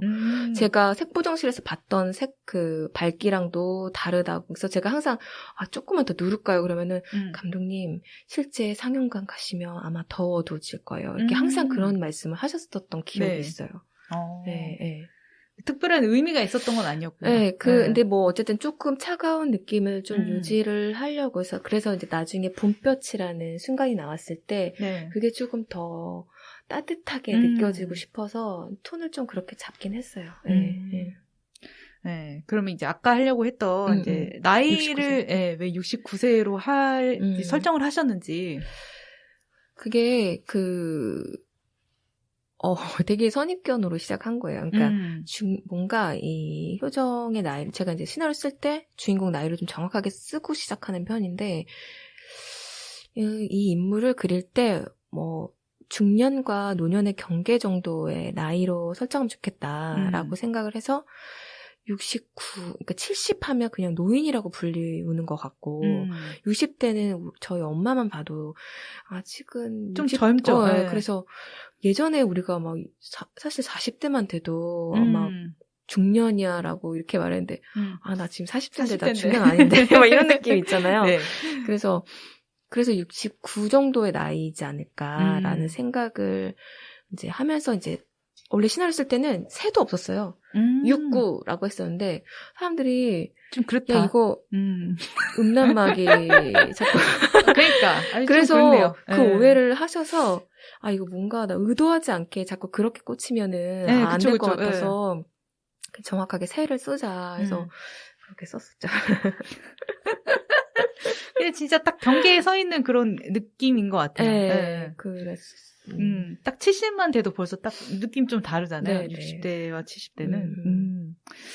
그리고 뭐 인터뷰 내용 중에 좀 흥미로웠던 부분이 이제 기주몽 배우님이 맡으신 그 동인의 역할이 이제 효정이 이제 중간중간 조금 어떤 포기하고 싶어지는 마음들이 계속 드는 일들이 생기잖아요. 계속 영장이 기각되고 막 이런 일들이. 근데 끝까지 옆에서 이렇게 도움을 주려고 하고 하면서 포기하면 안 된다라고 끌어주는 역할을 해주는데 요런 역할이라도 좀 젊은 사람으로 하는 게 어떻겠냐 요런 이야기를 좀 들으셨다고. 근데 젊은 사람으로 하면은 이제 그 사람의 성장담이 될까봐 좀 우려가 돼서 조력자의 역할을 좀 비슷한 나이대로 하게 됐다고. 그래서 아주 오래전 시나리오에는 동인의 존재가 있었다가 1막에서 아예 사라지게 한 적도 있었어요. 그래서 2막 때 누군가가 다시 뭐 등장을 해서 효정을 계속 이렇게 등 떠밀어서 결국은 뭔가를 용기를 다시 내는 뭐 이런 구조도 생각은 해봤었는데 왜 주인공 효정이 스스로 뭔가 깨우쳐서 마지막에 흔한 젊은 주인공들의 이야기들을 봤을 때 그렇게 할 수 있는데 왜 자꾸만 이렇게 뭔가 이게 이제 어떤 좀 상업 영화로 포장을 한다면은 뭔가 60대 여자 주인공인 영화를 누가 보겠냐라는 거에 대한 이제 어떤 기준이 있었던 것 같아요. 그러니까 자꾸만 다른 젊은 조력자, 활동가든 변호사든 뭐 아무튼 딸이든 뭐든 이렇게 생각을 했던 것 같은데 애초에 이 시나리오를 시작할 때부터 어쨌든 이 60대 여성이 끝까지 본인의 어떤 존엄을 지켜내기 위해서 뭔가 나름의 이제 투쟁을 하는 그런 이야기로 만들고자 했기 때문에 근데 거기에 이제 또 예수정 선생님을 만나면서 이게 단순히 어떤 성폭력 문제만을 놓고 이렇게 그렇게 이슈로 하는 영화는 이제 선생님도 아마 이제 그런 질문을 저한테 던진 것 자체가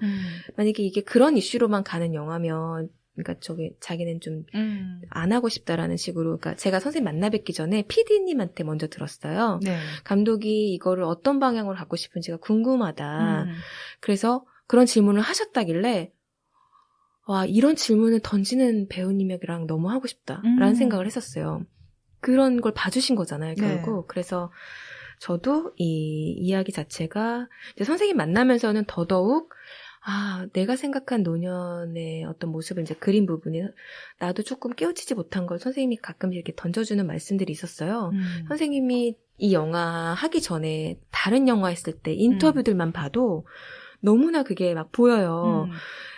제가 뭐 몇 번 얘기하긴 했지만은, 그때가 신과 함께 뭐 개봉하고 인터뷰한 내용인 것 같아요. 근데 거기에 이제 뭐 100세 시대고 노인이 60대면은 인생의 반 조금 더 산 건데 아직 할 일이 많고 스스로 운전자가 돼야 된다라는 말씀을 막 보는데, 그러니까 스스로 자기가 자기를 분리수거하지 않았으면 좋겠다는 표현이었어요. 그게 너무 좋은 거예요. 그래서 제가 신화를 녹였잖아요. 네네. 야, 그 편의점. 그래서 그거를 약간 역으로 넣은 거예요. 근데 아무튼 그런 면면들을 이제 선생님하고 만나면서, 더더욱 물론 이제 선생님한테 보여드린 것도 동의는 살아있는, 그러니까 계속 유지되고 있는 캐릭터로 존재했었지만, 좀 거기에 더 방점을 찍었던 것 같아요. 우리 사회가 노년 세대에 갖는 어떤 편견들을 좀, 어쨌든 확장된 시선으로 좀 바라봤으면 좋겠고, 두 사람이 결국은 효정만 동인의 조력을 받아서 성장하는 게 아니라고 생각하거든요. 네. 동인 역시도 이 사건을 통해서 자기가 어떤 오류와 실수를 범했는지 깨우치고, 또 자기는 어떻게 보면 되게 안온한 삶을 살았다고 했겠지만 가정 안에서는 되게 가부장적인 아버지였고, 그래서 한편 되게 무가치의 어떤 느낌도 효정을 통해서 이렇게 느꼈고, 그렇지만 그럼에도 불구하고 다시 자신의 그 화분 받침 밑에 있던 시집을 꺼내서,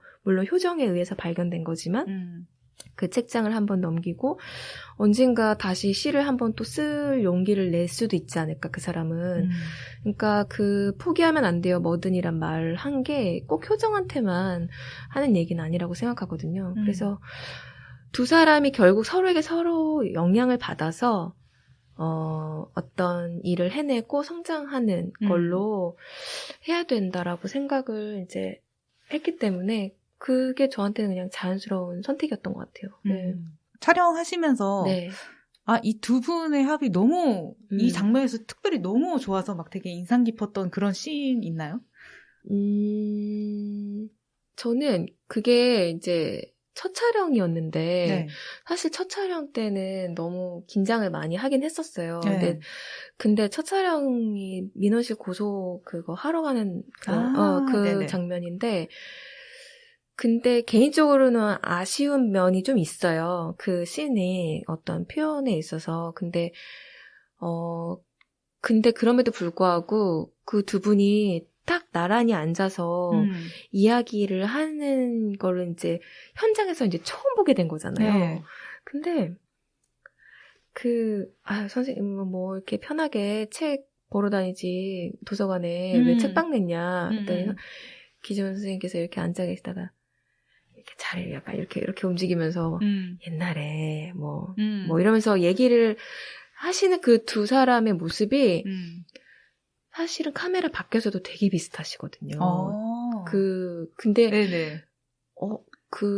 그게 또 장점이었나 봐요. 그래서 아무튼 현장에서 두 사람이 딱 나란히 처음으로 딱 대화 나누는 장면에서 일단은 거기서 뭔가 됐다. 뭔가 이렇게 안도감이 들었었고, 근데 이제 그때는 사실은 지금 돌이켜 생각해보니까 그때가 그래도 다행이다라고 생각했던 거지, 계속 그 생각을 하고 있었던 건 아니거든요. 지금 질문을 받고 나니까 그게 오히려 떠올랐어요.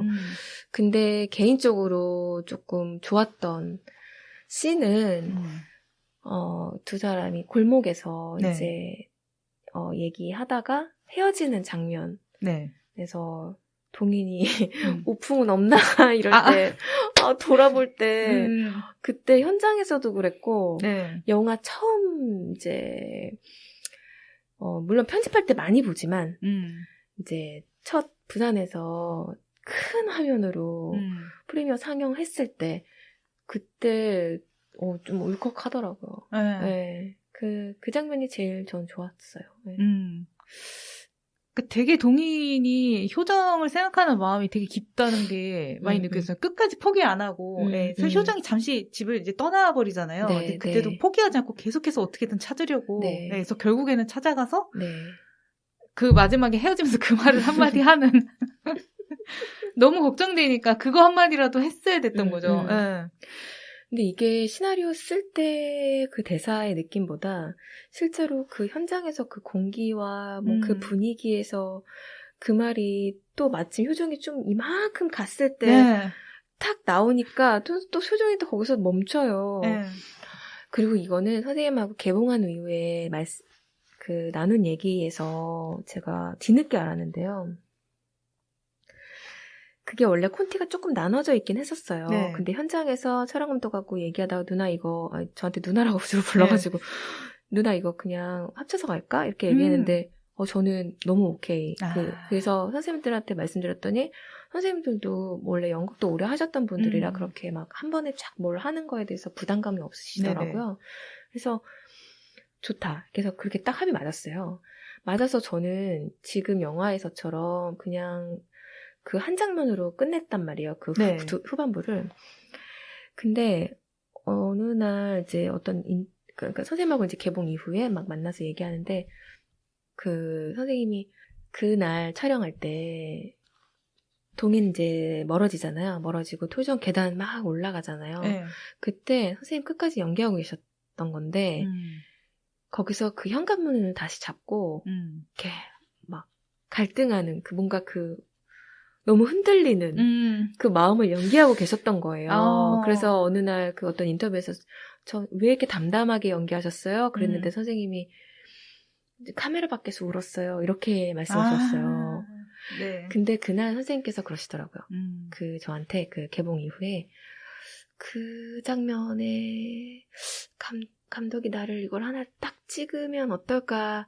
원래 그런 말 잘 안 하신대요. 네. 근데 그런 생각 한 번 들었었대요.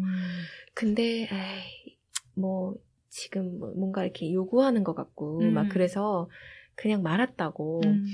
근데 나중에 이제 영화 보시고 그때 이후에 이제 어쨌든 그날 말씀하시면서 그 장면 정도는 한 번 더 얼굴이 나왔으면 어땠을까. 그게 저는 되게 공감이 됐어요. 뭐냐면 효정이 너무 억누르고 막 이렇게 있는데 동인의 그 말 한마디에 사실 한 번 더 강하게 그쵸. 붙잡아줬으면 하는 그런 마음들이 있잖아요. 사실은. 근데 거기서 동인은 몰라도 관객은 효정이 여기서는 그래도 흔들렸구나라는 거를 딱 그거 찍었어야 되는데. 이거 너무 아쉽네요. 그래서 선생님 말씀해 주시지 했더니 아니야. 그래도 그때는 그게 맞다고 생각했었을 거니까. 근데 나는 그냥 배우로서 그런 생각은 했었어 라고 이렇게 말씀해 주셔가지고 근데 저는 조금 아쉽더라고요. 조금이 아니라 많이 아쉬웠어요. 그래도 나중에 모르겠어요. 아쉬웠다. 너무 아쉬웠다. 그리고 저는 그 딸이 있잖아요. 네, 그러니까 사실 효정의 어떤 가족사에 관련된 건 자세하게 나오지가 않는데, 네, 어쨌든 나중에 딸이 하나 있다라고 얘기가 나오고, 사진도 한 장 나오잖아요. 그 어떤 피아노 학원인지, 악기점인지 앞에서 찍은 그 사진. 이제 중간에 피아노 소리가 들리니까 멈춰 섰다가 이렇게 하늘에 손 이렇게 한번 비춰보는 장면도 나오고 그래서 나중에 악기점이 들어가시길 저는 이제 따님인가? 네, 그렇게 생각했는데 맞아요. 맞아요? 네. 이 얘기 해도 되나요? 괜찮아요. 왜냐하면 그 부분을 그런가? 아닌가? 이렇게 뭔가 명확하지 않아서 좀 두 가지로 해석하시더라고요. 그러니까 하나는 노인이어도 피아노를 배우고 싶은 뭔가 그런 마음으로 그냥 그 상점에 갔다가 문이 닫혔네? 그리고 돌아서 가는 걸로 근데 그 해석도 괜찮다. 근데 원래는 이제 그 전에 식당 여주인하고 이렇게 담배 피면서 담배는 안 폈지. 효정은 그때 거기서 여주인이 담배 피면서 아버지 치매에 있는데 뭔가 어렴풋 효정에게 뒤늦게 보면 고발문도 받다고 하니까, 뭔가 이렇게, 딸한테 편지를 보내도 잘 답장이 오지 않는 거면 분명 어떤 깊은 사연이 있을 것이다라고 짐작을 했을 테고, 그러니까, 나중에 딸 얼굴 못 알아볼 수도 있으니까, 그냥 볼 수 있을 때 가서 많이 봐라. 그 말을 이미 들었던 효정이기 때문에, 이제 저는 의도는 처음에는 이제 그렇게 햇빛에 비춰보다가 문득 자기가 성폭력 당했던 상처가 사라진 거를 의식하는 네. 거가 방점이 찍히긴 했는데 그 다음에 거길 갔을 때는 네. 제가 의도하지 않은 그런 식으로 해석을 해도 거기까지는 저는 상관없다고 생각해요. 그렇게 생각해도. 근데 원래 시나리오의 마음은 딸인지는 모르죠, 당연히. 거기서만큼은. 근데 누군가를 만나러는 왔구나. 근데 문이 잠겨서 에이, 뭐 잠겨서 차라리 다행이네. 괜히 뭐 막상 갔는데 자기를 못 알아볼 수도 있고 못 알아줄 수도 있고 오히려 욕을 먹을 수도 있고 뭐 여러 가지 복합적 감정 있잖아요. 네. 근데 뭔가 용기를 내서 갔는데 차라리 문이 잠겨있네. 그래 돌아서자. 선생님의 그 팽 하고 돌아서는 연기가 그 느낌이거든요. 네. 사실. 아무튼 그랬는데 나중에 결국 똑같은 장소에 다시 찾아갔을 때 네. 이제 저는 그때는 관객들이 바로 알아주시겠거니라고 네. 생각을 했는데 놓치신 분들도 있더라고요. 이제 2번 보시고 이러면 이제 생각을 해주셨는데 아무튼 그래서 어린 날 피아니스트가 되고 싶었던 어떤 딸이 있었을 수 있잖아요. 피아노 배우고 싶어 뭐 이렇게. 근데 이제 그 사진의 존재가 이게 팔이 잘려 있는 거 보니까 네. 분명히 함께 동거를 하든 결혼을 했던 누군가 남자였을 것 같고 자신이 찍어준 사진이었을 것 같고 표정이 이제 딸아이를 그렇게 오래 딸이 있다면은 적어도 40, 50대는 됐을 것 같은데 40대 정도는 됐을 것 같은데 여전히 아이 사진을 갖고 있다는 거는 거기에 이제 연도가 살짝 보이는데 뭔가 사연이 깊겠구나. 네. 그래서 그런 것 정도 짐작을 할 수 있다면 그 피아노 학원 갔을 때 피아노 그 가게 갔을 때 네. 사실 효정이 첫 그 문 열고 들어올 때 표정이 저는 다 말해주고 있다고 네. 생각을 했거든요. 이제는 어쨌든 이중호를 만나서 떳떳하게 자기가 할 바 하고 이제는 딸에게 만나러 갈 때 좀 떳떳하게 탁 만나러 간 건데 그래도 일말의 희망이 있었을 것 같아요. 자기를 알아봐줄. 그쵸. 근데 그게 좌절이 된 순간 실망을 했지만 그래도 이렇게 막 어물쩡 주변에서 이렇게 거슬렁거리다가 딸은 또 마침 한참 자기 딸과 통화를 하고 있으니까 나를 한 번 더 봐주면 날 알아볼 수 있지 않을까 해서 피아노를 그때 땅 하고 치는 거였거든요. 그 장면을 이제 저는 이제 의도하고 이제 그렇게 이제 효정의 어떤 사람의 어떤 인생을 하나 그릴 때 지금 현재에 있는 이 사건만 그리는 것이 아니라 그 사람이 어떤 그리움 하나쯤은 있을 거라고 생각을 하거나 어떤 또 다른 사연 하나 정도는 있는 게 전 당연스럽다고 생각해요. 네. 그래서 그렇기 때문에 그 딸의 사랑이라는 딸에 대한 어떤 그 플롯이라면 플롯은 계속 좀 유지를 했었어요. 그래서 이제 아무튼 그 효정이 뭐 젊은 시절부터 우울증 약을 먹었다라는 어떤 단서도 분명히 어떤 본인의 원죄가 있었을 것 같아요. 그러니까 더 떳떳하게 나타나지 못하는 거였고. 근데 물론 저의 어떤 그 의도된 설정은 있었어요. 아무도 물론 영화만 봐서는 전혀 알 수 없는 건데 그냥 뭐 어떤 어려운 환경이 있었고 뭐 남편과 사이가 안 좋았을 거고 거의 도망치다시피 집에서 나오지 않았을까. 역시나 폭력에 의해서. 그래서 딸을 뭐 친정집에 뒀든 뭐 아무튼 좀 딸도 어떻게 뭐 이렇게 다른 곳에 맡겼든. 근데 자기가 먹고 살기가 너무 힘드니까 이제 아마도 뭔가 좀 자리를 잡으면 딸을 찾으러 갔을 수도 있을 텐데 그러지 못했던 것 같고 그러니까 뭔가 계속 죄책감만 늘 갖고 있었을 거고 그래서 마지막에 이중호한테 인생 그렇게 쉽게 끝나지 않아 라고 하는 그 대사가 이중호한테만 하는 얘기가 아니고 그만큼의 인생을 살아온 69세의 효정이 얼마나 많은 굴곡이 있었겠어요. 마치 그 죄값을 자신이 과거에 어떤 뭐 딸이든 뭐든 죄가 있었을 거고 그래서 그런 죄값을 난 지금도 받고 있나 보다. 약간 이런 중의적인 그러니까 그렇더라 살아보니까 인생이 그러니까 너도 죄값 받고 살아야 돼. 약간 이런 식으로 표현된 거거든요. 저는 이제 얼굴을 못 알아보잖아요. 네.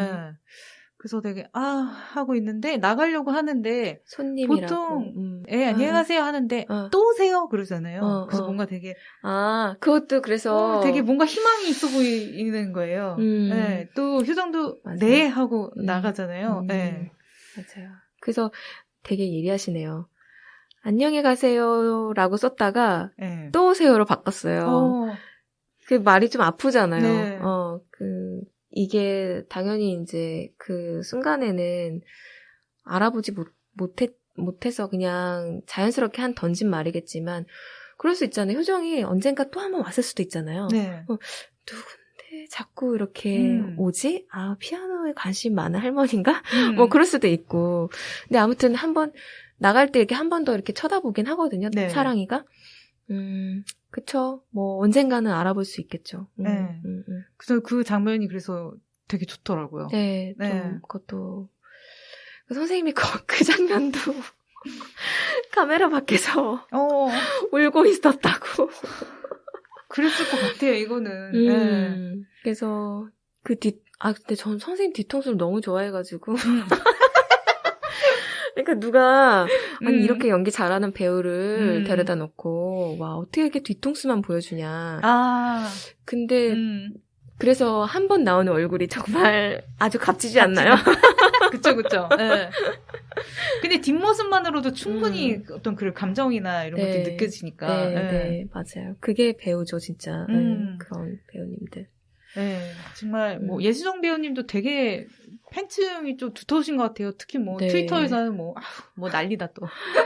저는 선생님이 이런 분이신지 모르고 대스타예요. 그러니까 진짜 뒤늦게 아까 허스토리 이후에 아마 이렇게 팬덤이 생긴 걸로 알고 있는데 그래서 촬영할 때 그 예수정과 12제자님들 그 팬클럽 이름인데 그분들이 막 그 간식차도 보내주시고 그래서 너무 따뜻한 거예요. 그게 저 되게 잘 먹었거든요. 떡볶이도 좋아해가지고 막 먹고 있는데 저 감독님 빨리 들어가서 하라고 막 이러고 차갑다 또. 그래서 아니 좋았다고요. 그래서 아무튼 현장에 그래서 되게 따뜻한 차와 밥 보내주셨던 감독님도 있고. 네. 말할까 이름? 네. 저 지금 여쭤보려고. 장항준 감독님. 장항준 감독님이 진짜 정이 많으세요. 그래갖고 또 보내주시고, 근데 또 같이 일했던 스크립터 친구가 그 친구도 돈 얼마 번다고.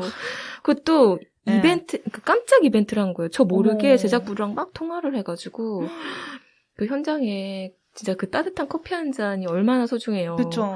그거를 저 모르게 막 그렇게 한 거예요. 그 커피차를 보내기엔 너무 부담스러우니까 커피를 배달하는 그걸 한 거예요. 그래서 진짜 너무 감동.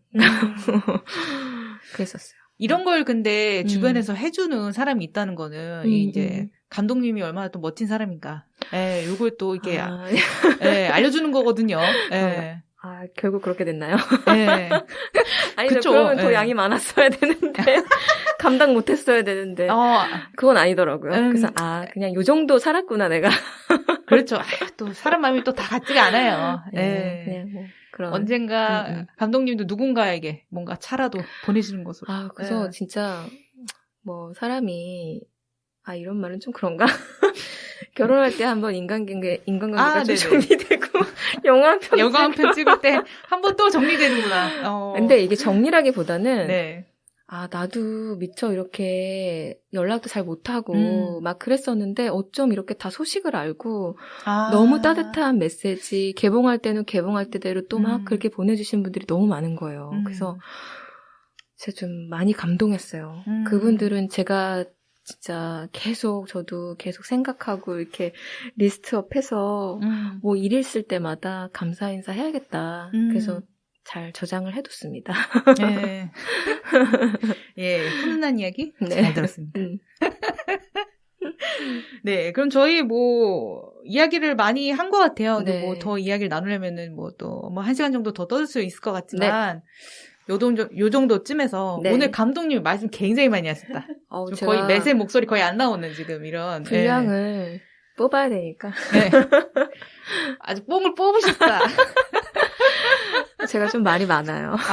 아니 근데 감독님 이야기를 들을 수 있어서 또 청취자분들은 되게 좋아하실 것 같아요. 네. 그렇 다행이지만 사실 바로 전 회가 네.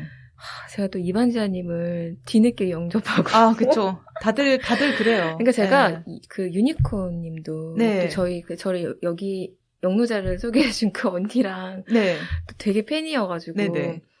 딱 오다가 이반지아님은 또 제가 한참 못 들을 때 어떻게 갑자기 네. 등장하셨더라고요. 그래서 또 그분 것도 골라서 또 듣고. 그쵸. 네. 며칠 전에 올라온 거 듣고 너무 상대적으로 큰일 났다. 바로 막 너무 재미없을까봐. 아니에요. 이거는 조금 결이 다르다. 네. 그렇게 그냥 봐주시면 감사하겠습니다. 어떤 편도 이제 월간 이반지아랑 결이 같을 수는 없거든요. 그러니까요, 진짜. 네. 이거는 정말 저의 어떤 드래곤볼. 드래곤볼화. 네. 근데 저도 되게 너무 기쁜 것 같아요. 이렇게 딱 장편 데뷔하시는 네. 여성 감독님들 모셔서 이렇게 이야기 나눌 수 있는 게. 네. 네. 아무튼 트위터에서 먼저 되게 막 반갑게 네네. 맞아주셔서 네. 진짜 너무 설렜어요 그때. 진짜요? 네. 아이고 감사합니다. 집에 가는 길에 DM을 한번 더 보도록 하겠습니다. 우리 무슨 얘기했지? 막 이러면서 되게 일적인 얘기밖에 안 한 것 같은데. 아니에요. 아니에요. 제가 벌써 팬이라고 막 벌써 다 고백하고 난리 났었죠. 네, 또 언제 시간 될 때 또 한번 만나서 또 네. 얘기 나누면 또 좋을 것 같아요. 네, 네, 뭐 또 기회가 다음 작품 만들어 나오는 거겠지만. 그럼요. 네, 얼마든지. 네. 그리고 또 궁금한 게 혹시 뭐 다음 작품을 이미 구상을 하고 계신지 궁금하더라고요. 네. 그냥 항상 그냥 요즘에 쓰고 있는 거가 가장 최근에 관심이 있는 거니까. 네네. 그냥 그때 69세로 넘어오기 전에 안 풀렸던 그 시나리오. 네. 풀리기 시작했나요? 다시 꺼내보고 있는데 조금 방향은 잡았어요. 그래서 쓰고 있는데 모르겠어요. 또 어떤 다른 물론 이제 이렇게 이것저것 벌려놓은 거 많아서 또 다른 게 더 꽂힐 수도 있고. 근데 지금은 일단 한예종 다닐 때 졸업작품 썼던 거 그거 디벨롭 하고 있어요. 네. 하여튼 언젠가 나온다 기다리면. 네, 최대한 빨리 나올 수 있도록. 네, 뭐 2년 좀 촉박한 것 같으니까 3년. 3년 드리겠습니다. 네. 진짜 3년 되는 거 아니야? 3년째 시나리오 이러면 안 되는데. 안 됩니다. 완성까지 3년 드리겠습니다. 네네, 알겠습니다. 네, 빠르게. 네. 또 어떤 분은 빨리 다음 작품으로 넘어가는 게 좋다고 하시는 분들도 있으시더라고요. 네. 아니, 그런 얘기를 너무 많이 하는 거예요. 빨리 주춤하지 말고, 너무 재지 말고, 너무. 근데 뭐 그럴 것도 별로 없지만, 근데 그게 이제 또 마음이 동해야 하는 거니까. 아직 그런 단계의 이야기는 없었어가지고. 제한이 있긴 했었는데. 일단은 여러분들 69세를 일단 보시고. 네, 아직 상영관이 좀 있고, 이제 아마 이번 달 말쯤에 IPTV로 넘어간다고 알고 있어요. 네네. 근데, 매님도 보셔서 아시겠지만, 이 첫 장면 같은 느낌은 되게 고립된, 막 그런 공간에서 봐야 좀 느낌이 오니까. 맞아요. 이번 주 지나고 좀 거리두기가 조금 완화되면은, 상영관에서 봐주시면은 정말 감사하겠습니다. 네.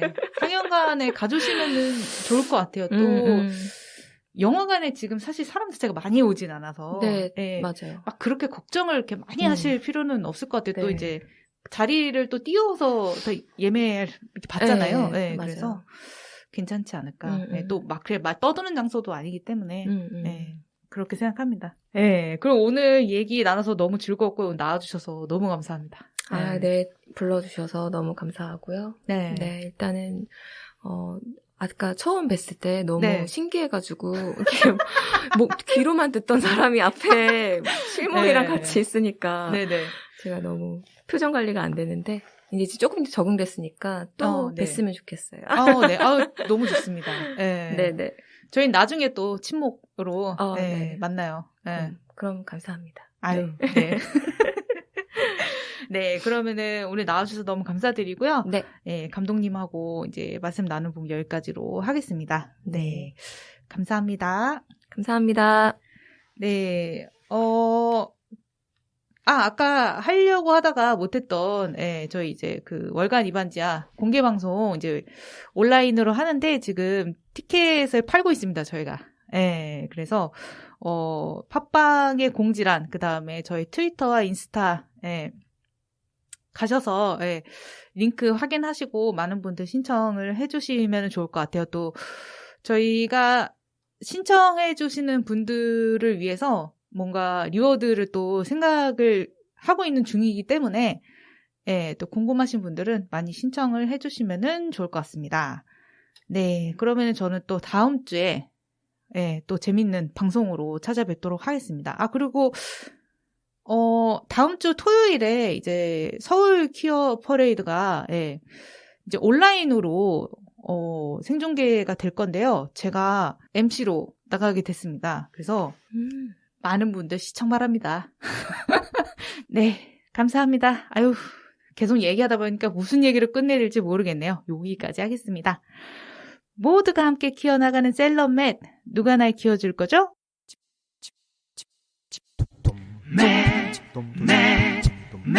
영혼의 노숙자 영혼의 노숙자 영혼의 노숙자 영혼의 노숙자